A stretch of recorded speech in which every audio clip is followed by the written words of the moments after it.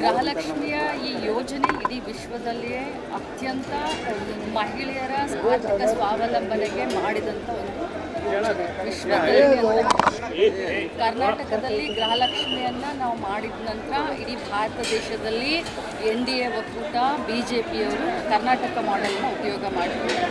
ಭಾಳಷ್ಟು ಆರೋಪಗಳನ್ನು ಇತ್ತೀಚಿನ ದಿನದಲ್ಲಿ ಮಾಡಿದರು. 5,000 ಕೋಟಿ ಇದು ಅದು ಇದು ಅಂತ ಭಾಳಷ್ಟು ಮಾತನಾಡಿದ್ರು. ಆದರೆ ಇವತ್ತು ಕೇಂದ್ರದ ಆಯೋಗವೇ ಇದಕ್ಕೆ ಒಂದು ಮೆಚ್ಚುಗೆಯನ್ನು ವ್ಯಕ್ತಪಡಿಸಿದೆ. ಮಹಿಳೆಯರ ಆರ್ಥಿಕ ಸ್ವಾಭಿಮಾನಕ್ಕೆ, ಆರ್ಥಿಕ ಸಬಲೀಕರಣಕ್ಕೆ ಇದೊಂದು ಕೊಡುಗೆ ಆಗಿದೆ ಅಂತ ಕೂಡ ಕೇಂದ್ರದಿಂದ ಬಂದಂಥ ನಿಯೋಗ ತಮ್ಮ ಒಂದು ರಿಪೋರ್ಟ್ನಲ್ಲಿ ಸ್ಪಷ್ಟಪಡಿಸಿದೆ. ಖಂಡಿತವಾಗ್ಲೂ ಕರ್ನಾಟಕ ಮಾಡೆಲನ್ನು ಬೇರೆ ರಾಜ್ಯಗಳು ಕಾಪಿ ಮಾಡಿಕೊಂಡಿದ್ದಾರೆ. ಇದು ಜಗಜ್ಜಾಹೀರು. ಖಂಡಿತವಾಗ್ಲೂ ಬೆಳಗಾವಿ ಜಿಲ್ಲೆ ಬಹಳ ದೊಡ್ಡ ಜಿಲ್ಲೆ. ಈ ಜಿಲ್ಲೆಯಿಂದ ಸುಮಾರು 11 ಜನ ನಾವು ಕಾಂಗ್ರೆಸ್ ಪಕ್ಷದಿಂದ ಆರಿಸಿ ಹೋಗಿದ್ದೇವೆ. ನಮ್ಮ ಜಿಲ್ಲೆ ದೊಡ್ಡ ಜಿಲ್ಲೆ ಇರೋದ್ರಿಂದ ನಮ್ಮ ಜಿಲ್ಲೆಗೆ ಕನಿಷ್ಠ ಇನ್ನೂ 2 ಮಂತ್ರಿ ಸ್ಥಾನವನ್ನು ಕೊಡ್ತಾರೆ ಅನ್ನುವಂಥ ವಿಶ್ವಾಸ ನಮಗೆ.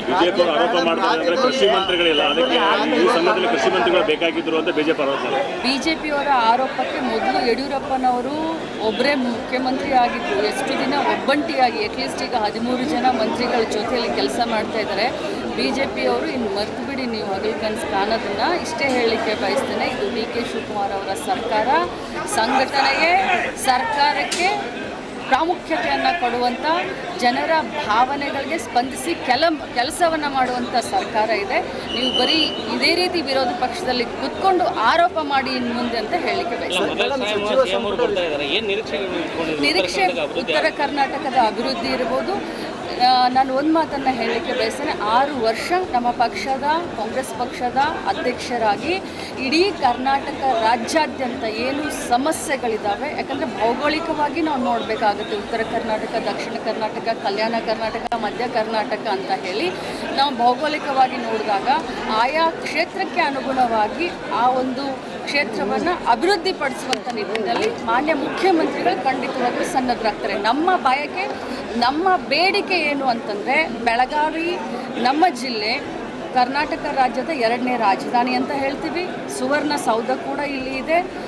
ಹವಾಮಾನವಾಗಿ ನಾವು ನೋಡಬೇಕು ಅಂತಂದರೆ ಉದ್ಯಮಗಳಿಗೆ ಬಹಳಷ್ಟು ಅತ್ಯುತ್ತಮವಾದಂಥ ವಾತಾವರಣ ಇಲ್ಲಿ ಇದೆ. ಇದು ಬಾಂಬೆಗೂ ಹತ್ತಿರ ಇದೆ, ಗೋವಾಗೂ ಹತ್ತಿರ ಇದೆ.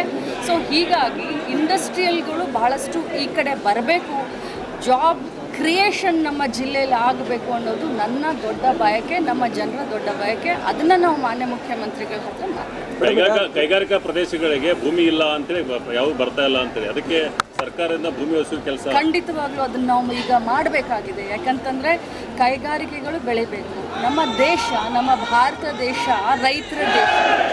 ರೈತರಿಗೂ ಅನುಕೂಲ ಆಗಬೇಕು, ಉದ್ಯಮಗಳು ಕೂಡ ಬೆಳಿಬೇಕು, ಮಕ್ಕಳಿಗೆ ಕೆಲಸ ಕೂಡ ಔದ್ಯೋಗಿಕವಾಗಿ ಕೂಡ ಬೆಳಿಬೇಕು. ಸೊ ಇಂಥ ಒಂದು ಸಂದರ್ಭದಲ್ಲಿ ರೈತರು ಕೂಡ ಮನಸ್ಸು ಮಾಡಬೇಕು, ಸರ್ಕಾರನೂ ಮನಸ್ಸು ಮಾಡಬೇಕು. ಕೈ ಜೋಡಿಸಿದಾಗಲೇ ಅಭಿವೃದ್ಧಿ ಆಗುತ್ತೆ. ಬೆಳಗಾವಿನಲ್ಲಿ ನಮಗೆ ಇಂಡಸ್ಟ್ರಿಯಲನ್ನು ಬೆಳೆಸಲಿಕ್ಕೆ ಜಾಗ ಸಿಗ್ತಾ ಇಲ್ಲ, ದಟ್ ಈಸ್ ಟ್ರೂ. ಆದರೂ ಕೂಡ ರೈತರ ಜೊತೆ ಮಾತನಾಡಿ ನಾವು ಅನುಕೂಲವನ್ನು ಮಾಡ್ತೀವಿ. ಯಾಕಂತಂದರೆ ಕೈಗಾರಿಕೆ ಬೆಳೆದ್ರೆ ಪ್ರದೇಶ ಬೆಳೆಯುತ್ತೆ ಅನ್ನುವಂಥ ವಿಶ್ವಾಸ ರೈತರನ್ನ ವಿಶ್ವಾಸಕ್ಕೆ ತೆಗೆದುಕೊಂಡು ಅಂತ ಹೇಳಿ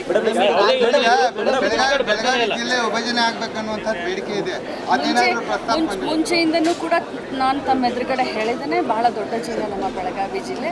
ಬಟ್ ಈಗ ಅದು ಅಪ್ರಸ್ತುತ. ಪ್ರಥಮ ಬಾರಿಗೆ ಅವರು ಬರ್ತಾ ಇದ್ದಾರೆ.